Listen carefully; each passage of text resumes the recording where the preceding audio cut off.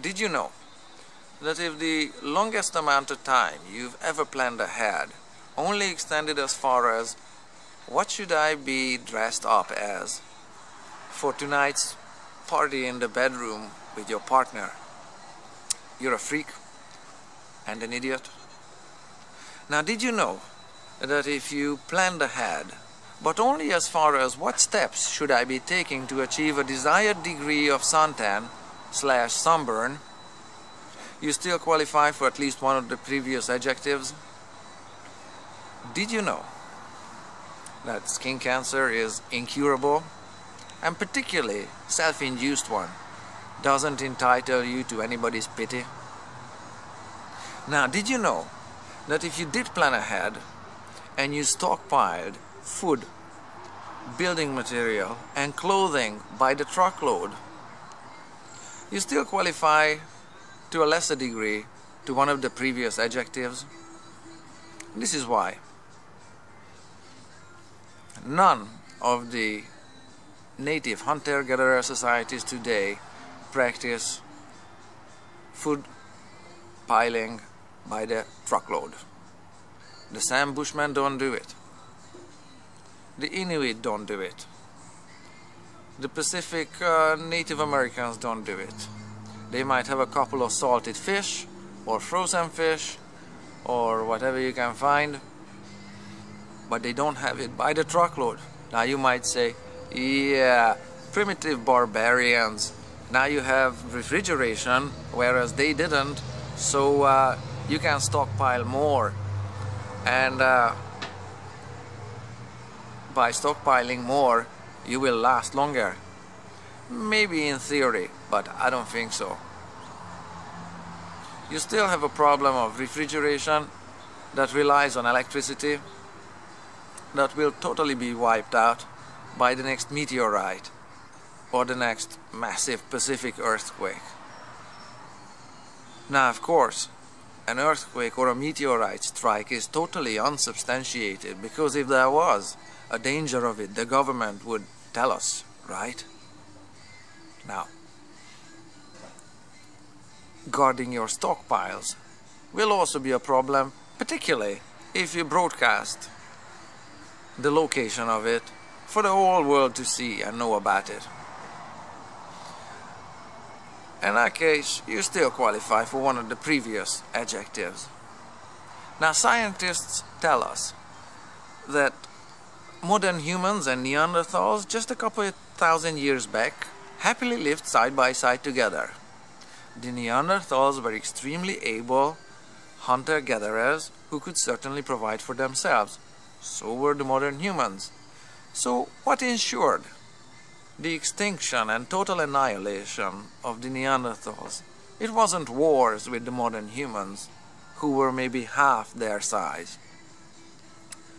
What the scientists tell us and archaeologists dig up in human settlements is that modern humans had sculptures and practiced painting. From those paintings that you can find in the cave walls, and you can see their handprints and painted animals about their hunting parties and such.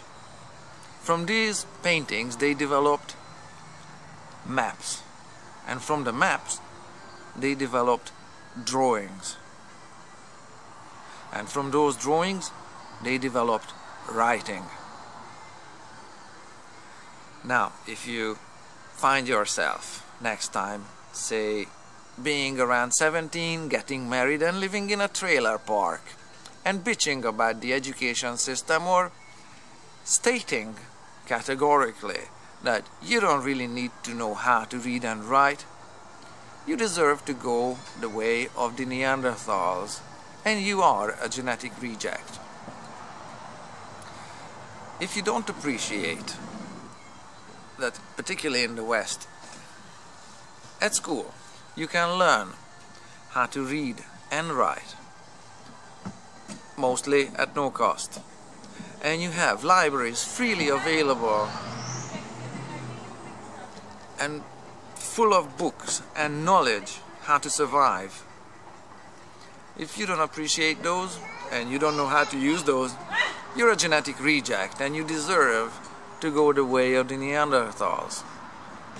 Another key difference between the Neanderthals and modern humans was modern humans also used another form of art, music. So next time you find yourself being entertained by lady whatever or some beaver and not appreciate Beethoven, Bach or Mozart, you're a genetic reject and deserve to go the way of the Neanderthals. One more thing that ensured the extinction of the Neanderthals was that archaeologists found in modern human settlements